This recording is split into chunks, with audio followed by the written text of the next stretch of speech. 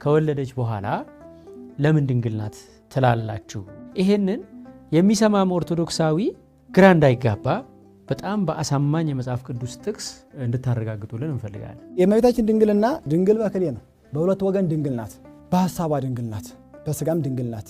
ብዙ የስጋ ደናግል ወንድሞች፣ ቅዱሳን አባቶች፣ እናቶች አሉ። ግን የሐሳብ ድንግልና የላቸው። የሐሳብ ድንግልና ያላት የአምላክና ድንግል ማርያም በሐሳቧ ኃጢአት ሰርታ አታውቅም። እንኳን መስራቱ ይቅርና በእመቤታችን ሕሊና ኃጢአት አስቦ አያውቅም። ባህሪዋ የኛ ባህሪ ሆኖ አካሏ የኛ አካል ሆኖ በእመቤታችን ልቡና የሚታሰበው የሚወጣው የሚወርደው ጽድቅ እንጂ ኃጢአት አይታሰብም። ስለዚህ የድንግል ማርያም ድንግልናዋ ድንግልና ስጋ ብቻ አይደለም። ድንግልና ነፍስ፣ ድንግልና ስጋ፣ ድንግልና ሐሳብ። ነፍስ ድንግልናዋን የምታጣው ኃጢአት ስትሰራ ነው። ንስሐ ስትገባ የነፍስ ድንግልናዋ ይመለስላታል። የሐሳብ ድንግልና ለድንግል ማርያም ብቻ የተሰጠ ነው። ማንም ሊሆን አይችልም። የስጋ ድንግልና የተሰጣቸው አሉ። እመቤታችን ግን ሶስቱንም ድንግልና የያዘች ናት።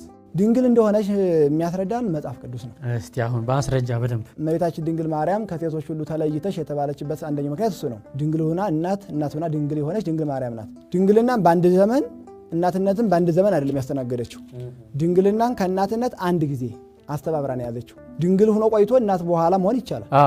ይሄ አይደለም የድንግል ማርያም ግን በድንግልና እናትነት በእናትነት ላይ ድንግልና በአንድ ጊዜ ነው ያዘችው። ክርስቶስ አምላካችን ከድንግል ማርያም በተወለደ ጊዜ ጡቷን እየጠባ አድጓን አላደገም? አድጓል። እመቤታችን ድንግል ናት አይደለችም? ክርስቶስ ከመወለደ በፊት ድንግል ነች። ደናግል ወተት ማስገኘት ይችላሉ አይችሉም? የሚችሉ አይመስለኝም። አያስገኙም። ድንግል የሆነ ሴት ከወንድ ጋር ሳትተዋወቅ ወተት ማስገኘት አትችልም። እመቤታችን ግን በድንግልና ምን አስገኝታለች? ወተት። ያን ወተት ማን እየጠባ አድጓል? ጌታችንና መድኃኒታችን ኢየሱስ እንዴት በድንግልና ወተት አስገኘች እኮ? እሱን እኮ ነው የምጠይቀው እኔም አሁን በጥቅስ አስደግፈው ይመልሱልኝ። ይሄ የእመቤታችን ልዩ ጸጋዋ ነው። ጸጋን የተሞላች የሚባለው አንደኛ ነው። እስመ ገብረ ሊተ ኃይለ አብያተ፣ ለእኔ ታላላቅ ነገሮችን አድርጎልኛልና ነፍስ ታወደዋለች ታከብረዋለች የሚለው ለዚህ ነው።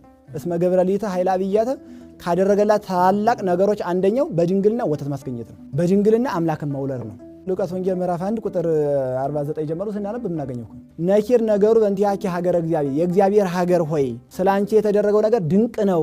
መዝሙረ ዳዊት መዝሙር 86 ቁጥር 3 ላይ ስለ እሷ የተደረገው ነገር ምንድነው ማለት በድንግልና ጸንሶ በድንግልና መውለድ፣ ያለ ዘራ ብእሲ መጽነስ፣ ያለ ዘራ ብእሲ መውለድ ስለ አንቺ የተደረገው ይሄ ድንቅ ነው። ስለዚህ ድንግል ማርያም ድንግል ሆና ወተት አስገኝታለች። መጀመሪያ ከመጽነሷ በፊት በጸነሰችውም ጊዜ ከጸነሰችውም በኋላ ከመውለዷ በፊት በወለደችውም ጊዜ ከመውለዷም በኋላ እመቤታችን ድንግል ማርያም ድንግል ናት። ትንቢተ ሕዝቅኤል ምዕራፍ 44 ቁጥር 1 ላይ እንዲህ ይላል። ነቢዩ ሕዝቅኤል በራእይ ሲመለከት ወደ ምስራቅም ወደሚመለከተው በስተ ውጭ ወዳለው ወደ መቅደሱ በር መለሰኝ የሚያሳየው መልአክ። ያ ቤተ መቅደስን ተዘግቶ ነበር። እግዚአብሔርም እንዲህ አለኝ፣ ይህች በር ተዘግታ ትኖራለች እንጂ አትከፈትም፣ ሰውም አይገባባትም። የእስራኤል አምላክ እግዚአብሔር ገብቶባታልና ተዘግታ ትኖራለች። ይህች ቤተ መቅደስ ሕዝቅኤል በራእይ ያያት መልአኩ ያሳየው እግዚአብሔር ወልድ 9 ወር ከ5 ቀን በማኅፀኗ የተስተናገደባት ያደረባት እመቤታችን ድንግል ማርያም ናት። የለም ይህች ተራ ቤተ መቅደስ ናት ካሉ እግዚአብሔር የገባባት ሰው ያልገባባት ቤተ መቅደስ በእስራኤል ምድር ያሳዩ። ሰው ላይወጣበት ላይገባበት ቤተ መቅደስ እንዴት ይሰራ? ቤተ መቅደስ እንደምናውቀው እግዚአብሔር አምላክን ወጥተን ገብተን የምናመልክበት ነው አይደል? ሰው የማይወጣበት የማይገባበት ቤተ መቅደስ በእስራኤል ምድር እንደተሰራ ታሪክም አይነግረንም፣ ከቦታው ሁሉ ቢጠየቅም የለም። ስለዚህ የእስራኤል አምላክ ገብቶ የወጣባት ለዘላለም ተዘግታ ትኖራለች ተብሎ የተነገረላት ክርስቶስ አምላካችን ተጸንሶ ከስጋዋ ስጋ ከነፍሷ ነፍስ ነስቶ የተወለደባት እመቤታችን ድንግል ማርያም ናት። ለምንድን ነው የማይገባባት? የእስራኤል አምላክ ገብቶ ወጥቷልና ሰው አይገባባትም። ሰማያዊ ንጉሥ ኢየሱስ ክርስቶስ በተቀመጠበት በዋለበት ባደረበት 9 ወር ከ5 ቀን በኖረበት ዙፋን ላይ ተራ ሰው አይቀመጥበትም። እንኳን በክርስቶስ ዙፋን በድንግል ማርያም ማኅፀን ይቅርና ትናንት ሀገራችን ያሳለፈቻቸው ብዙ ነገሥታት አሉ። የብዙ ነገሥታት ዙፋን ዛሬ በክብር ተቀምጦ ነው ያለው። ማንም አይቀመጥበትም ክብር ስላለው። የተቀመጡበት እነማን ናቸው ግን? ነገሥታት፣ የሚያልፉት የሚጠፉት ምድራውያን ነገሥታቱ። የነገሥታት ንጉሥ የጌቶች ጌታ የአማልክት አምላክ እግዚአብሔር ወልድ 9 ወር ከ5 ቀን የነገሰባትን ማኅፀነ ማርያምን ሩቅ ብእሲ አልተስተናገደበትም። ለዚህ ማስረጃችን ምንናል? ይህች በር ተዘግታ ትኖራለች እንጂ አትከፈትም፣ ሰውም አይገባባትም፣ የእስራኤል አምላክ እግዚአብሔር ገብቶባታልና። የማቴዎስ ወንጌል ምዕራፍ 28 ቁጥር 1 ላይ ጀምረን ስንመለከት ክርስቶስ አምላካችን በሕቱም ድንግልና ተጸንሶ በሕቱም ድንግልና እንደተወለደ ለማስረዳት በተዘጋው መቃብር ነው የተነሳው። በሰንበትም ማታ ለእሑድ አጥቢያ ማርያም መግደላዊትና ሁለተኛዋ ማርያም መቃብሩን ሊያዩ መጡ። እነሆም ታላቅ የምድር መናወጥ ሆነ፣ የእግዚአብሔር መልአክ ከሰማይ ወርዷልና። ቀርቦም በመቃብሩ አፍ ላይ ድንጋዩን አንከባሎ በላዩ ላይ ተቀመጠ። መልአኩም መልኩም እንደ መብረቅ ልብሱም እንደ በረዶ ነጭ ነበረ። እርሱንም ከመፍራት የተነሳ መቃብሩን የሚጠብቁ ታወኩ፣ እንደ በድንም ሆኑ።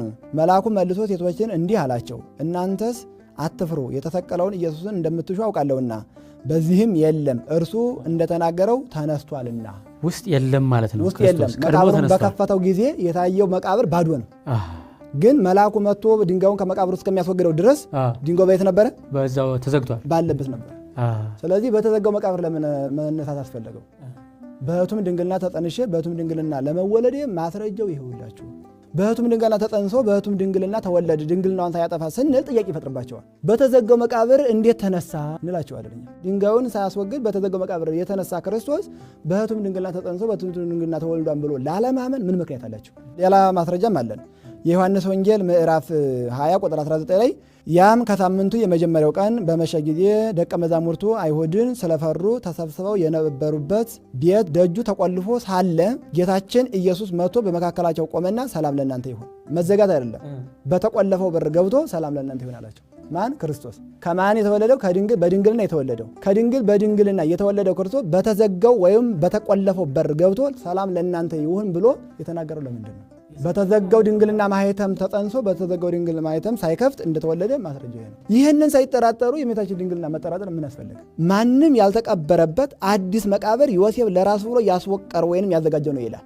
ከአለት የተወቀረ ነው የሚለው። እንዲሁም ማንም ያልተቀበረበት አዲስ መቃብር መሆኑ እመቤታችን ድንግል ማርያም ክርስቶስን ከመጽነሷ በፊት ሌላ በስጋ የወለደችው ልጅ እንደሌላት እንረዳበታለን። ከተነሳ በኋላ ደግሞ በዚያ መቃብር ሌላ ሰው አለመቀበሩ ድንግል ማርያም ክርስቶስን ከወለደች በኋላ ሌላ ልጅ በስጋ የወለደችው እንደሌለ እንረዳበታለን። መቃብሩ እንኳን ለድንግል ማርያም ማኅፀን ማስረጃ ነው። እነዚህ አሁን በጣም